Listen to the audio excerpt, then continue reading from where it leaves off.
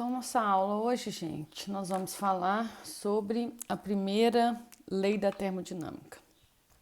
Ok? Então, vamos lá. Primeira lei da termodinâmica.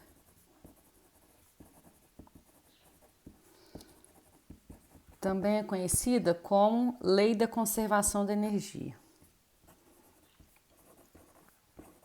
Conservação da energia.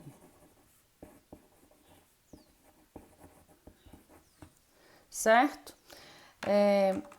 A primeira lei, então, a equação da primeira lei fala que a variação da energia interna é igual à quantidade de calor que um corpo absorve ou libera, menos, no caso, menos o que gasta para realizar trabalho. Lembrando que a primeira lei, a gente vai continuar usando o quê? Sistemas gasosos, ok? Por isso que a gente teve que aprender o que era sistema gasoso, o que era trabalho gasoso, quando que um gás realiza ou não trabalho. Então, para a gente estudar a primeira lei, a gente sempre vai estar aplicando a sistemas gasosos. Então, vamos entender o que é isso, o que fala essa primeira lei. O que é delta, o que é U? Delta U significa U final menos U inicial.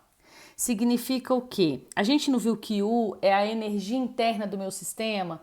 É toda forma de energia que tem dentro do meu sistema gasoso, que predominantemente no caso seria energia cinética por causa do movimento das partículas de gás, ok? Das moléculas de gás. Então isso aqui é o quê? Delta U menos U zero representa variação, toda vez que tem o delta é variação da energia interna.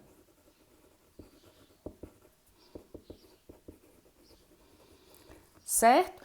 Lembrem-se que isso aqui está diretamente associado com o quê? Com a temperatura. Lembra que eu passei uma fórmula aqui, vou colocar ela aqui em parênteses, que U é igual a 3 meios de nRT maiúsculo em Kelvin, então U está diretamente associado com a temperatura. Se eu usar delta U aqui, aqui vira delta T, certo? Então a gente tem essa fórmula que a gente aprendeu na aula anterior. Que é quantidade de calor absorvida ou liberada pelo sistema gasoso.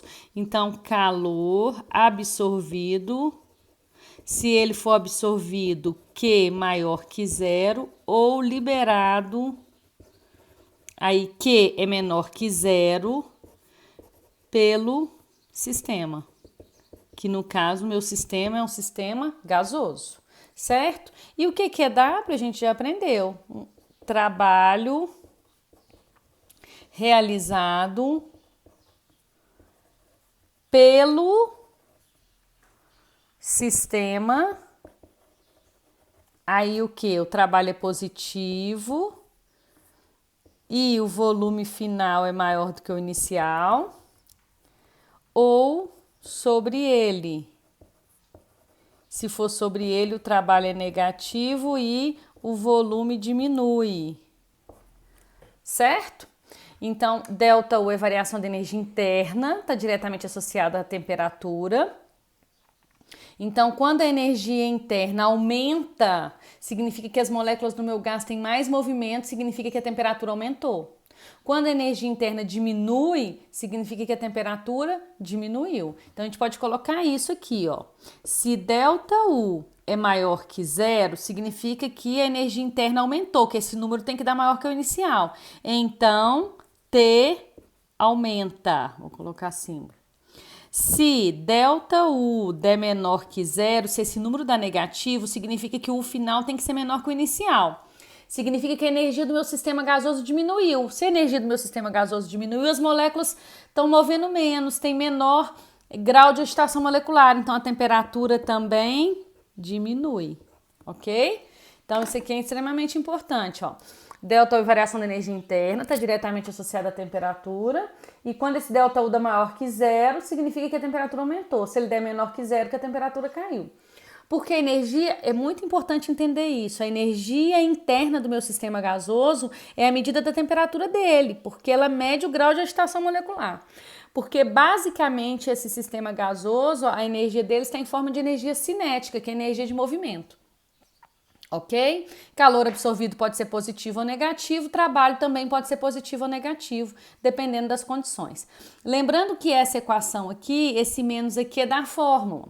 Então, quando você tiver um sistema, por exemplo, que o gás foi comprimido, significa que a temperatura, ou melhor, que o volume diminuiu e o trabalho é negativo, compressão significa redução de volume, então o trabalho é negativo, você vai deixar o negativo aqui e vai colocar menos o trabalho, isso aqui vai virar mais. Então fiquem atentos nisso, esse menos aqui é da fórmula.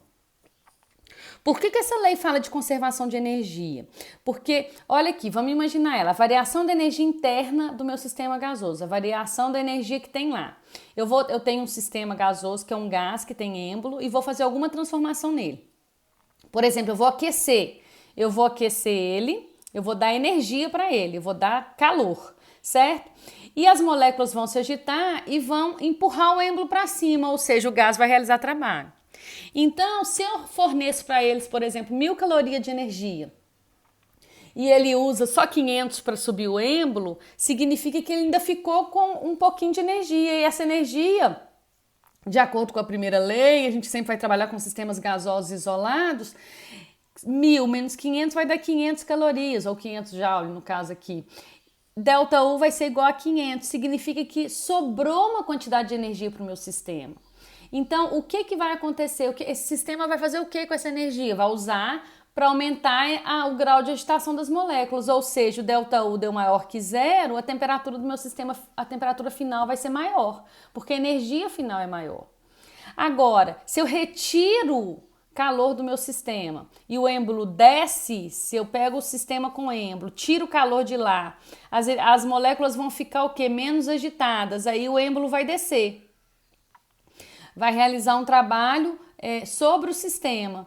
E esse valor, por exemplo, é positivo, né? Porque aqui, por exemplo, se eu tiro 500, menos 500, e aí realizo um trabalho sobre o sistema, porque o êmbolo, se eu tiro energia, o êmbolo vai descer.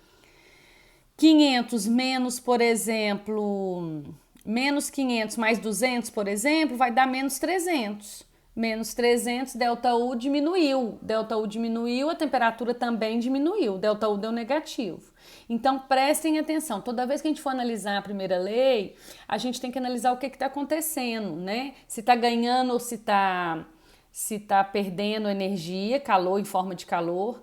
Se o volume está aumentando ou diminuindo, para saber se o trabalho é positivo ou negativo. E no final, o que está acontecendo com a energia interna, para saber se a temperatura está aumentando ou diminuindo. Então, por que é lei da conservação? Porque toda quantidade que você absorve menos o que você gasta, ele vai usar para variar a energia interna, certo? Não tem dissipação de energia, por isso que é conservação, né? Por exemplo, eu forneci 1000 e gastei 500, quer dizer que o ΔU aumentou em 500, ele usou aquela quantidade de energia, aquela quantidade que sobrou, para aumentar a energia do meu sistema gasoso. Por isso é conservação, tá certo? É como se eu pudesse pensar o seguinte, no corpo humano, a gente tem, por exemplo, a gente acordou, a gente absorveu ao longo do dia, a gente consumiu 2000 calorias, mas a gente só usou, agora nessa época de quarentena, todo mundo dentro de casa, a gente só usou 1000 calorias para realizar as tarefas diárias. Então, o que aconteceu? 2000 menos 1000, eu fiquei com um saldo de 1000 calorias. E o que eu vai fazer no caso do corpo humano, né? Ao final do dia eu fiquei com um saldo positivo de 1000 calorias. O meu corpo vai armazenar aquilo ali em forma de energia, em forma de gordura. É a mesma coisa que a gente podia pensar, né? Só que na termodinâmica a gente usa sistemas gasosos. Mas a variação da energia interna é o que ele o que ele fica de excesso ou o que ele fica de saldo negativo. Quando você está fazendo uma dieta, a nutricionista lá vai programar a sua dieta de tal forma que a quantidade gasta por você nas atividades diárias seja maior do que a quantidade ingerida, para você sempre ter um déficit calórico. Né? Então, por exemplo, você consumiu 2000, mas você conseguiu gastar 3000 calorias, então você vai ficar com um déficit de menos 1000. Então, é uma energia. Da onde saiu esse déficit? Ele tirou do seu próprio organismo para realizar esse trabalho. E aí você vai sempre ficar com um déficit de energia e isso vai acarretar no emagrecimento. Mas voltando aqui, o nosso sistema de estudo são sempre sistemas gasosos, então a gente sempre vai ter que imaginar, quando eu falo em sistema gasosos, aquele esqueminha que eu falei com vocês lá atrás. Um êmbolo que pode mover aqui, né? Quando o volume variar, ele pode ou não subir o êmbolo. E aí eu vou analisar energia interna como a temperatura ou grau de agitação molecular, volume, né, como a variação de subir e descer o êmbolo, e quantidade de calor é que eu estou fornecendo ou tirando do meu sistema, ok? Então, agora que a gente já entendeu, já sabe a primeira lei, que ela fala da conservação de energia, né, da quantidade de calor e do trabalho realizado pelo sistema gasoso, como é que ficam então as transformações gasosas e a primeira lei? Então, quais são as transformações gasosas que a gente tem? Vamos falar primeiro da isotérmica. A gente já viu. O que é uma isotérmica? Iso, mesma, térmica, temperatura. Então, a isotérmica é uma temperatura constante. O que isso acarreta diretamente? O que a temperatura acarreta diretamente na primeira lei? Olha, a primeira lei é ΔU é igual a Q menos trabalho. Essa é a primeira lei. A temperatura mexe diretamente em quem? Na energia interna, não é? A temperatura não é o grau de agitação molecular? A energia interna também não é a medida do grau de agitação molecular? Então, se a temperatura é constante, se T é constante, então T final é igual a T inicial. Logo, o que acontece com T não acontece com U, que a gente falou nessa fórmula? Então, U final é igual a U inicial. Portanto, ΔU, que é U menos U zero, vai ser zero. Então, numa temperatura constante, a variação da energia interna é zero. Então, se eu coloco zero lá na fórmula, ó, ΔU não é igual a Q menos W, então zero é igual a Q menos W. Q é igual a W. Então, essa daqui é a primeira lei aplicada a uma isotérmica. Então, isso aqui vai acontecer toda vez que eu tiver uma isotérmica. Certo? Q vai ser igual a trabalho. Por quê? Na isotérmica a temperatura não varia. Se a temperatura não varia, a energia interna também não varia. Se ela não varia, né? Por exemplo, se ela é 100, 100 menos 100 dá zero. ΔU é zero. Quando eu venho na primeira lei, olha aqui a primeira lei, coloco zero aqui, que é igual a trabalho. O que isso significa? Que numa isotérmica, toda a quantidade de calor absorvida ou liberada pelo sistema gasoso é usado única e exclusivamente para realizar trabalho, tá certo? Então vamos escrever isso. Em uma transformação isotérmica,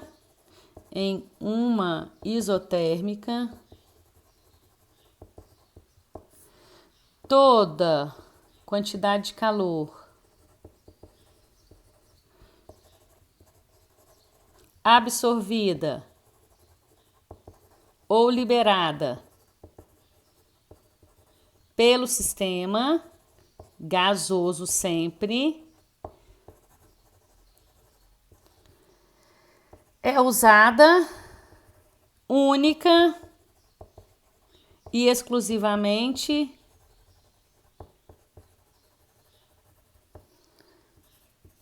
para realizar trabalho. Então, em uma isotérmica, toda a quantidade de calor absorvida ou liberada pelo sistema é usada única e exclusivamente para realizar trabalho, para realizar ou sofrer trabalho, né? Porque o sistema pode realizar ou sofrer, para realizar trabalho ou sofrer trabalho. Ficou meio ruim aqui trabalho e trabalho, mas vocês consertem aí que não dá para pagar aqui, tá? É usada única e exclusivamente para realizar ou sofrer trabalho, ok? Então, toda a quantidade de calor vai ser convertida em trabalho. Continuando aí, então essa é uma isotérmica. Só para a gente lembrar, vamos aproveitar aqui, vamos lembrar como é que é o gráfico de uma isotérmica? Como é que é o gráfico de uma isotérmica? Gráfico é muito importante, hein? Vamos lembrar lá de PV igual a nRT. Uma isotérmica, a temperatura é constante. Temperatura é constante, então eu tenho que P vezes V é proporcional a T, certo? Se a temperatura é constante, se eu aumento a pressão, eu diminuo o volume, porque a hora que eu coloco assim, ó, a hora que eu vou fazer o gráfico, ó, P e V. Se eu aumento o valor da pressão, vamos pensar no gás. Se eu aumento o valor da pressão, significa o quê? Eu empurro o êmbolo. Quando eu empurro o êmbolo para baixo, eu estou diminuindo a pressão. Então, pressão é inversamente proporcional a volume. O que isso aqui quer dizer? Que o produto P versus V é proporcional à temperatura. Mas a pressão com volume, se eu passo o volume aqui para baixo, ó, se eu passo ele por segundo mesmo, ele fica no denominador. Por isso, a pressão é inversamente proporcional ao volume. Como é que é um gráfico de grandezas inversamente proporcionais? Uma hipérbole, em que qualquer ponto dela aqui vai ter a mesma temperatura. Certo? Isso aqui foi só para lembrar. Vamos continuar aí. A segunda transformação que nós vamos ver é a isométrica. O que é a isométrica? O volume é constante. Dizer que o volume é constante significa que o V é igual ao VO. Na primeira lei, fala que ΔU é igual a Q menos trabalho. O volume interfere exatamente em qual grandeza? ΔU, Q ou trabalho? No trabalho, lembram? O trabalho depende se a variação de volume é positiva, negativa ou se ela não acontece. Então, o volume vai interferir, a variação de volume vai interferir diretamente no trabalho. O que vai acontecer? Se V é igual a VO, significa que ΔV é zero. Isso significa trabalho é igual a P vezes ΔV, que é V menos VO. Então, isso significa que o trabalho é zero. Então, em uma isométrica, V igual a VO, ΔV é igual a zero. Então, o trabalho vai ser zero. Se o trabalho é zero, a primeira lei vai ficar como? A primeira lei vai ficar assim, ó. ΔU é igual a Q menos trabalho, ΔU é igual a Q menos zero. ΔU é igual a Q. ΔU é igual a Q. O que isso significa pra gente? Que toda a quantidade de calor absorvida ou liberada pelo sistema vai ser usada única e exclusivamente para variar a energia interna dele. Quer dizer, se o meu sistema absorve calor, a minha energia interna aumenta, porque todo o calor absorvido vai fazer aumentar a energia interna. Se ele libera calor, se aqui for negativo, ele está liberando, o que vai acontecer? Que a energia interna vai diminuir, porque ele está liberando única e exclusivamente tirando do meu próprio sistema, então a temperatura cai, a energia interna é negativa. Então, o que acontece numa isométrica? Toda a quantidade de calor absorvida ou liberada pelo sistema é usada única e exclusivamente para variar a energia interna. Então, toda a quantidade de calor absorvida ou liberada pelo sistema, isso aqui é quantidade de calor, tá, gente? Senão vai ler toda a quantidade de calor absorvida ou liberada pelo sistema é usado única e exclusivamente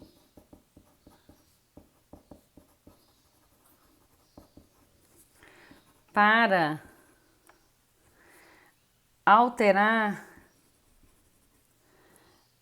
a energia interna do mesmo. Ok? Então, se o sistema absorve calor, ΔU é maior que zero, temperatura aumenta. Se o sistema libera calor, ΔU é menor que zero, porque o Q é negativo e a energia e a temperatura do meu sistema diminui. Certinho?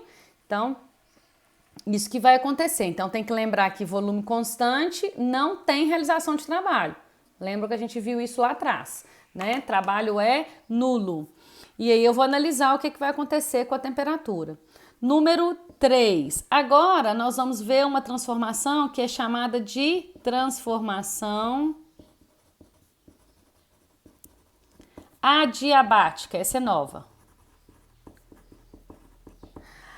As transformações adiabáticas, o que são? São aquelas transformações que acontecem tão rápido como a expansão de um gás ou a compressão de um gás, quando você comprime ou dilata, né, o gás, ou expande o gás tão rapidamente que não dá tempo dele trocar calor com o ambiente. Então presta atenção, toda hora que falar no exercício, isso aí é uma deixadinha que sempre acontece.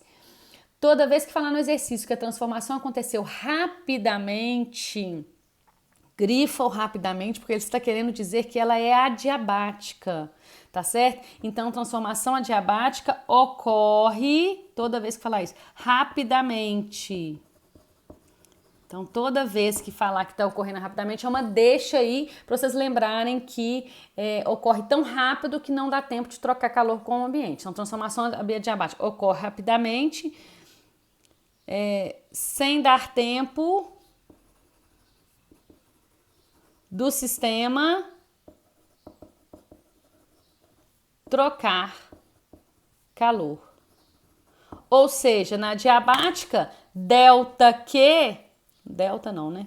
Quantidade de calor é igual a zero. Quantidade de calor é igual a zero. O que isso interfere na primeira lei? Interfere diretamente. Delta U não é igual a Q menos trabalho. Então, delta U é igual a zero menos trabalho. Ou seja, delta U é igual a menos o trabalho. Ou seja, todo trabalho realizado pelo ou sobre o sistema é usado única e exclusivamente para variar a temperatura. Então, se há uma expansão, aqui é positivo com negativo, delta U fica negativo. Se há uma expansão do gás numa adiabática muito rapidamente, a temperatura cai. Se há uma compressão, aqui vai ser negativo com negativo, fica positivo. A temperatura sobe. Então, em uma expansão, vamos escrever isso, em uma expansão adiabática, o que acontece? Expandiu, o trabalho é maior que zero, então delta U é negativo. Logo, a temperatura cai. Agora, se for uma compressão adiabática. Então, tem que analisar separado. Comprimiu, o volume diminuiu, então o trabalho é negativo. Quando eu for pôr aqui, olha, delta U é igual a menos o menos trabalho. Então, o que vai acontecer? Delta U é igual a um trabalho positivo. Então, delta U é maior que zero, logo T aumenta. Certo? Por que aqui, ó, a expansão aumenta V. Compressão diminui V, tá certo? Adiabática significa que Q é zero. Então, se é uma expansão, trabalho é maior que zero. Então, delta U fica igual a menos o trabalho. O trabalho maior que zero, o trabalho já é positivo. Então, delta U vai ser um número negativo. Então, a temperatura caiu. Então, quando você expande rapidamente um gás, ele aumenta de volume e a temperatura cai. Quando você comprime rapidamente um gás, você está diminuindo o volume dele, então o volume é menor que zero, então o trabalho fica negativo, com o negativo da fórmula o delta U ficou maior que zero. Se delta U é maior que zero, significa que eu aumentei a temperatura. Realmente, quando você comprime muito rápido, você está aproximando as moléculas, elas vão ficar mais próximas e mais agitadas, porque elas têm menos espaço, e aí a temperatura aumenta. Certo? Então, lembrem-se disso, esse termo adiabática significa que acontece tão rápido que não dá tempo de trocar calor com o ambiente. Poucas vezes o exercício vai falar que a transformação é adiabática, ela vai falar o que acontece rapidamente, você que tem que fazer o link aí e lembrar que toda vez que ela acontece muito rapidamente, ela não dá tempo de trocar calor com o ambiente, certo? E por fim, a gente tem um outro tipo de transformação, que é a 3, que a gente vai chamar não, ou melhor, QA4, né? Que a gente vai chamar de transformação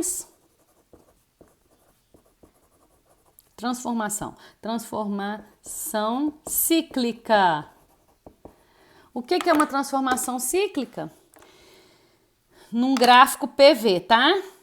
Cíclica de um gráfico P versus V. Então, olha aqui.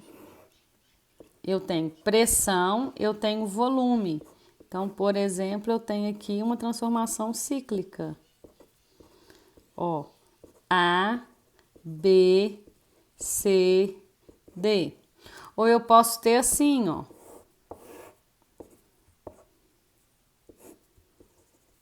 A, B, C. Vários tipos de ciclos são possíveis. Ou eu posso ter uma transformação assim, ó.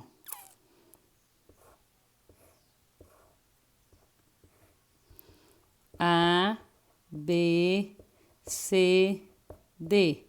Qualquer tipo de ciclo. O que vai acontecer numa transformação cíclica? Numa transformação, todas aqui eu coloquei no sentido horário, então todas aqui o trabalho é positivo. Se o ciclo tivesse no sentido anti-horário, o trabalho seria negativo. Então, vou só colocar essa observação aqui, ó, ciclo horário, no sentido horário, trabalho positivo. Ciclo anti-horário, trabalho negativo. Certo? Então, o que vai acontecer aqui? Toda vez que eu tiver um ciclo, lembrando que o gráfico é PV, então o produto entre P e V me dá noção da temperatura. Por exemplo, nesse caso, o P dele tá aqui, o PA, e o VA tá aqui. O B, ele tem o mesmo volume, mas ele tem maior pressão, então o produto PV dele é maior. Então, eu sei que a temperatura de B é maior do que a temperatura de A. Então, toda vez que eu quiser saber a temperatura deles, basta eu comparar o produto entre P e V, igual os exercícios que a gente fez. Então, ele sai de um ponto A e retorna ao ponto A. Ele sai de um produto de P vezes V e retorna aquele ponto. Então, ele saiu de uma temperatura e voltou para aquela temperatura. Então, a gente considera que se ele está saindo de um ponto e está voltando para ele mesmo, a gente vai considerar que o ΔU dele, que a energia interna dele, não variou, porque ele saiu de um estado de energia e voltou para o mesmo estado de energia interna, de temperatura ou de energia. Então, toda vez que eu tiver um ciclo, independentemente de como está esse ciclo, se for ciclo, ΔU é zero. ΔU é igual a zero num ciclo fechado, né? Ciclo já é fechado, mas vou colocar aqui entre parênteses, P versus V. Ok? Então, o que vai acontecer na primeira lei? A primeira lei vai ficar como? ΔU é igual a Q menos trabalho, aqui é zero, então trabalho vai ser igual a Q. Ou Q igual a trabalho. Agora, presta atenção, o que é trabalho nesse caso do gráfico? Área do gráfico. Então, se o ciclo estiver no sentido horário, a área é positiva, significa que o sistema absorveu calor. Se o ciclo estiver no sentido anti-horário, a área vai dar negativa, que o trabalho vai dar negativo, significa que o sistema libera calor. Tá certo? Então, na primeira lei, né, de transformações cíclicas, o calor é igual ao trabalho, o trabalho é a área, e para me saber se o trabalho é positivo ou negativo, eu tenho que analisar o ciclo, se está no sentido horário ou anti-horário. Vamos colocar aqui a área desse daqui. Trabalho é área, que esse aqui vai ser base vezes altura. Nesse daqui, o trabalho vai ser base vezes altura sobre 2.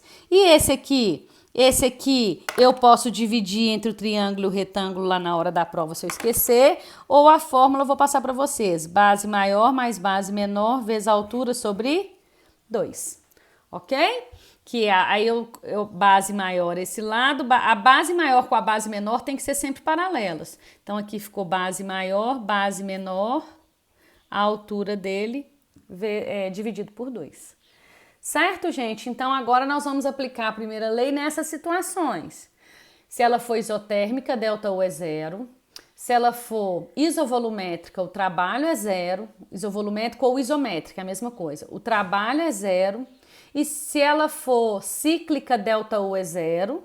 E se ela for adiabática ou acontecer muito rápido, o calor que é zero. Aí eu vou ter que analisar o que está acontecendo com as outras grandezas.